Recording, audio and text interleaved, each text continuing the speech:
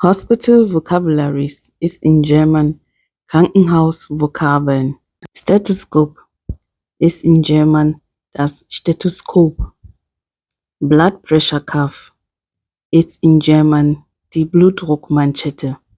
Blood Pressure Monitor das Blutdruckmessgerät. Blood Glucose Meter das Blutzuckermessgerät.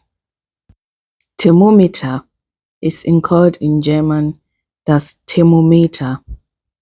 Digital Thermometer is called in German das digitale Thermometer. Doctor's coat or white coat is called in German der Arztkittel. Tunic is called in German der Kazak. Pants or trousers is called in German die Hose. The tunic and trouser are both working clothes. It's called in German die Arbeitskleidung or Dienstkleidung.